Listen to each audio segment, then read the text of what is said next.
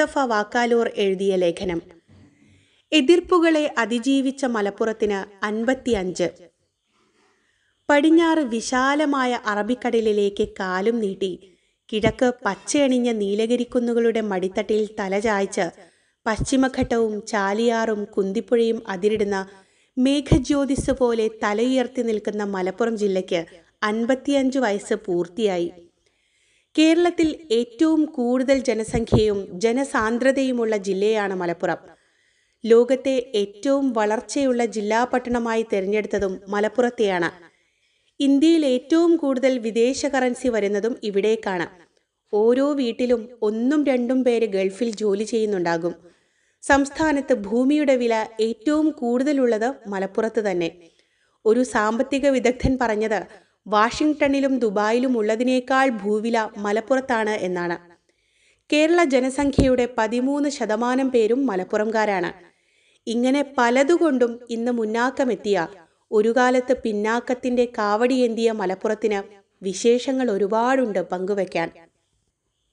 ഇന്നും മലപ്പുറം എന്ന് കേൾക്കുമ്പോൾ എന്തുകൊണ്ട് ചിലർക്ക് ചതുർത്ഥി, എന്തുകൊണ്ട് അധികാരികളിൽ നിന്ന് അവഗണന എന്നതിൻ്റെ പൊരുൾ തേടിപ്പോയാൽ ജില്ലാ രൂപീകരണ കാലം തൊട്ടേയുള്ള വെറുപ്പിൻ്റെയും ഭീതിയുടെയും രാഷ്ട്രീയവും മതവർഗീയ ചിന്തകളും വെളിപ്പെടും. പൊരുതി നേടിയത് തന്നെയാണ് ഈ ജില്ല.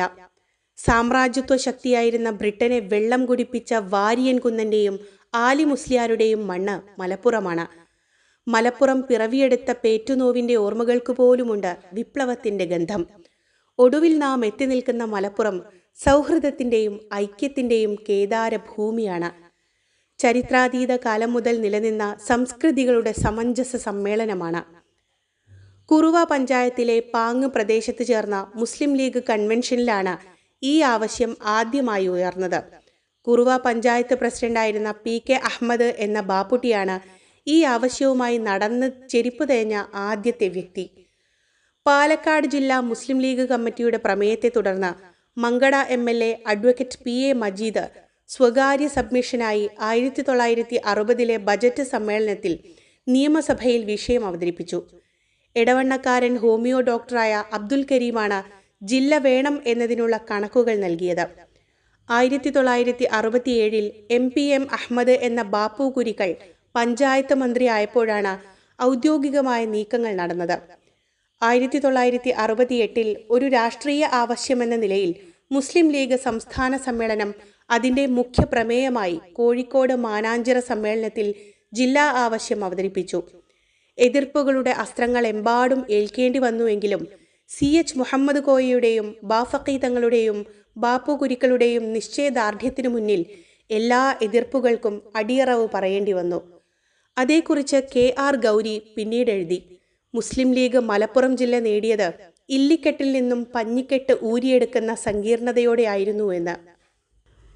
1956 കേരളം പിറവി കൊള്ളുമ്പോൾ തിരുവനന്തപുരം, കൊല്ലം, കോട്ടയം, തൃശൂർ, മലബാർ എന്നിങ്ങനെ 5 ജില്ലകളാണുണ്ടായിരുന്നത്. 1957 മലബാർ ജില്ല 3 വിഭജിക്കപ്പെട്ട് കണ്ണൂരും കോഴിക്കോടും പാലക്കാടും ഉണ്ടായി. ഇതേ സമയം തന്നെ തെക്ക് ആലപ്പുഴയും എറണാകുളവും രൂപീകരിക്കപ്പെട്ടു. 1967 സപ്തകക്ഷി മുന്നണി രൂപീകരിക്കുമ്പോൾ മുസ്ലിം ലീഗ് മുന്നോട്ട് വെച്ച 2 പ്രധാന ആവശ്യങ്ങൾ ഒരു യൂണിവേഴ്സിറ്റിയും ഒരു ജില്ലയുമായിരുന്നു. കാലിക്കറ്റ് യൂണിവേഴ്സിറ്റി 1968 യാഥാർത്ഥ്യമായി. പിന്നീട് കേരളത്തിൻ്റെ രാഷ്ട്രീയ കാലാവസ്ഥ ആടിയുലഞ്ഞ സന്ദർഭം. പ്രതിപക്ഷത്ത് കോൺഗ്രസും കേരള കോൺഗ്രസും പൊതുവായി ജില്ലക്ക് എതിർപ്പ് പ്രകടിപ്പിച്ചു. കേരളം ഗാന്ധിജിയെ കണ്ടത് കേളപ്പജി എന്ന ജാലകത്തിലൂടെയെന്ന് മലയാളി അഭിമാനിച്ചിരുന്ന കേരള ഗാന്ധി K കേളപ്പൻ അഭൂതപൂർവമായ ഒരു സമരം ഏറ്റെടുത്തു. മുസ്ലിങ്ങൾക്ക് ഭൂരിപക്ഷമുള്ള ഒരു ജില്ല കേരളത്തിൽ ഉണ്ടാവരുത്. ആയതിനാൽ മലപ്പുറം ജില്ല യാഥാർത്ഥ്യമായാൽ സംഭവിക്കാൻ പോകുന്നത് തെക്കേ പാകിസ്ഥാന്റെ രൂപീകരണമാണ് എന്ന് അഖിലേന്ത്യാടിസ്ഥാനത്തിൽ പ്രചരിപ്പിക്കുകയും ജനസംഘമടക്കമുള്ള ദേശീയ പാർട്ടികൾ പ്രക്ഷോഭം നയിക്കുകയും ചെയ്തു. ഡൽഹിയിലും മദ്രാസിലും സമരങ്ങൾ നടന്നു. കോഴിക്കോട്ടും പാലക്കാട്ടും മലബാറിൽ പലയിടങ്ങളിലും നടന്ന പ്രതിഷേധങ്ങളിൽ മുഴങ്ങിയ മുദ്രാവാക്യങ്ങൾ രാജ്യത്തെ വിവിധ ഭാഷകളിലായിരുന്നു. കാരണം ഡൽഹി, പൂനെ, ആന്ധ്ര തുടങ്ങിയ പ്രദേശങ്ങളിൽ നിന്നും ജനസംഘത്തിന്റെ പ്രവർത്തകർ കേരളത്തിലേക്ക് ഒഴുകിയെത്തിയിരുന്നു. മുസ്ലിം ഭൂരിപക്ഷമുള്ള ഒരു ജില്ല വരുന്നത് അപകടകരമാണ് എന്നതായിരുന്നു മുഖ്യ തടസ്സം. അതൊരു മാപ്പിളസ്ഥാനായിരിക്കും. ഹിന്ദുക്കളുടെ ആരാധനാ സ്വാതന്ത്ര്യം നിഷേധിക്കും. ക്ഷേത്രങ്ങൾ തകർക്കും. ഹിന്ദുക്കൾ ഇവിടെ നിന്ന് പലായനം ചെയ്യേണ്ടി വരും. അവശേഷിക്കുന്നവരെ മതപരിവർത്തന കേന്ദ്രത്തിൽ കൊണ്ടുപോയി ഇസ്ലാമിൽ ചേർക്കും. ഗറില്ലകളും മലബാരി സേനയും രൂപീകരിക്കുകയും ഇന്ത്യൻ സേനയ്ക്കെതിരെ പോരാടി രാജ്യത്തെ വീണ്ടും വിഭജിക്കും. ഇന്ത്യയെ വെട്ടിമുറിച്ച മുസ്ലിം ലീഗിന് ശക്തിയുള്ള ജില്ലയിലെ താനൂരിലും പൊന്നാനിയിലും പാകിസ്ഥാനിൽ നിന്നും രഹസ്യമായി ആയുധക്കപ്പലുകൾ വരും. ഇങ്ങനെ നീണ്ടുപോയി എതിർവാദങ്ങൾ. AB വാജ്പേയി, MS ഗോൾവാൾക്കർ, മദൻലാൽ ഖുറാന, നാനാജി ദേശ്മുഖ് എന്നിവർ ഡൽഹിയിലും, P Parameswaran, O Rajagopal, TN Bharathan അടക്കമുള്ള പ്രഗത്ഭർ കേരളത്തിലും കേളപ്പജിക്കൊപ്പം സമരം നയിച്ചു. കോൺഗ്രസിലെ സംസ്ഥാന നേതാക്കളും ദേശീയ മുസ്ലിങ്ങളുമായ E മൊയ്തു മൗലവി, ആര്യാടൻ മുഹമ്മദ് അടക്കമുള്ളവരും എതിർത്തവരിൽപ്പെടും.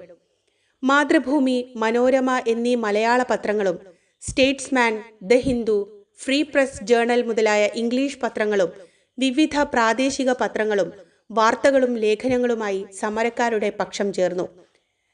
EMS മന്ത്രിസഭയിലെ ചില പ്രമുഖർ തന്നെ മലപ്പുറം ജില്ലക്ക് എതിർപ്പായിരുന്നു. RSPയുടെ KPR ഗോപാലൻ, KTPയുടെ B വെല്ലിംഗ്ടൺ, CPMലെ ചില മന്ത്രിമാർ എന്നിവരൊക്കെ ചേർന്ന് ജില്ലാ രൂപീകരണം തടയാൻ ശ്രമിച്ചു. ഈ ആരോപണങ്ങളുടെ വേലിയേറ്റം കഴിഞ്ഞിട്ടാവാം എന്നൊരു അവസരവാദ നയമാണ് EMS സ്വീകരിച്ചത്. മാത്രമല്ല, മലനാട് ജില്ല അഥവാ വയനാട് ജില്ല മലപ്പുറത്തിൻ്റെ കൂടെ ഉണ്ടാവേണ്ട ഒന്നായിരുന്നു. അതിൻ്റെ രേഖകൾ മലപ്പുറം രൂപീകരിക്കപ്പെടുന്ന സമയത്ത് ലഭ്യമായിരുന്നില്ല. അതുകൂടി വന്നിട്ട് 3-4 മാസങ്ങൾക്ക് ശേഷം ആവാമെന്ന് EMS നിർദ്ദേശിച്ചു. അതിനു മറുപടിയായി CH മുഹമ്മദ് കോയ ഇപ്പോഴല്ലെങ്കിൽ ഒരിക്കലുമില്ല എന്ന് കർക്കശമായി വാദിച്ചു. ജൂൺ 16 ജില്ല യാഥാർത്ഥ്യമായില്ലായിരുന്നുവെങ്കിൽ അത് അടുത്തൊന്നും സാധ്യമാകുമായിരുന്നില്ല. പിന്നീട് 3 മാസമേ ആ മന്ത്രിസഭ നിലനിന്നുള്ളൂ. CHന്റെ പ്രയോഗം വളരെ അർത്ഥഗർഭമായിരുന്നു. ജില്ല എന്നത് മുന്നണി രൂപീകരണത്തിൻ്റെ പ്രഥമ ഉപാധിയാണ് എന്ന ബാഫഖി തങ്ങൾ ചൂണ്ടിക്കാണിച്ചു. മുസ്ലിം ലീഗിൻ്റെ ശക്തമായ നിലപാടിന് മുമ്പിൽ മനസ്സില്ലാ മനസ്സോടെയാണെങ്കിലും മുഖ്യമന്ത്രിക്കും മന്ത്രിസഭയ്ക്കും വഴങ്ങേണ്ടി വന്നു. മുസ്ലിം ലീഗിന് വൈകാരികമായ ഒരു വിഷയം തന്നെയായിരുന്നു മലപ്പുറം ജില്ല. പൊന്നാനി, പാലപ്പെട്ടി മുതൽ നാടുകാണി വരെയുള്ള ഗിരിനാടും ഇടനാടും തീരദേശവും ഉൾക്കൊള്ളുന്ന ഒരു ദേശീയത തന്നെയായിരുന്നു മലപ്പുറം. മലപ്പുറം മുസ്ലിം സ്വത്വബോധത്തിന് ആവേശം നൽകിയിട്ടുണ്ട്. അവരുടെ രാഷ്ട്രീയ സാംസ്കാരിക പൈതൃകം ഷോക്കേസ് ചെയ്യപ്പെടാൻ ഒരിടം അനിവാര്യമായിരുന്നു. അതുവഴി മതസൗഹാർദ്ദത്തിനും ഗുണപരമായ മുസ്ലിം നേതൃത്വത്തിനും വഴിയൊരുങ്ങി. ജില്ല യാഥാർത്ഥ്യമാകുന്ന സമയത്ത് ജില്ലയുടെ ശില്പി എന്നറിയപ്പെടുന്ന മന്ത്രി ബാപ്പു കുരിക്കൽ ജീവിച്ചിരിപ്പുണ്ടായിരുന്നില്ല. 1968 ഒക്ടോബർ 24 48-ാം വയസ്സിൽ ക്യാൻസർ മൂലം അദ്ദേഹം മരണപ്പെടുകയായിരുന്നു. ഇന്ന് തിരിഞ്ഞു നോക്കുമ്പോൾ ഹിന്ദു മുസ്ലിം സൗഹൃദം ഏറെ മെച്ചപ്പെട്ട ഇന്ത്യയിലെ തന്നെ ആദ്യ ജില്ലയായിരിക്കും മലപ്പുറം. കേളപ്പജി അടക്കമുള്ളവർ പേടിച്ചിരുന്ന മലബാർ കലാപത്തിൻ്റെ ദുർഭൂതം ജില്ലയെ ഒരിക്കലും വേട്ടയാടിയില്ല. 1921 ലഹള കഴിഞ്ഞിട്ട് ഒരു നൂറ്റാണ്ട് പിന്നിട്ടു. അതിനുശേഷം ഇന്നുവരെ ഒരു വർഗീയ കലാപവും ഇവിടെ ഉണ്ടായിട്ടില്ല. ചുരുക്കത്തിൽ രാഷ്ട്രീയ ചൂതുപലകയിൽ അത്ഭുത വിജയത്തോടെ ഉദിച്ചുയർന്ന നക്ഷത്രമാണ് മലപ്പുറം. രാഷ്ട്രീയ ഇച്ഛാശക്തിയുണ്ടെങ്കിൽ അനാവശ്യ വിവാദങ്ങൾ ഹിമാലയം കണക്കെ ഉയർന്നു വന്നാലും കീഴടക്കാൻ സാധിക്കും എന്ന പ്രസക്തമായ പാഠം തന്നെയാണ് മലപ്പുറത്തിൻ്റെ മഹനീയ ചരിത്രം പറഞ്ഞു തരുന്നത്.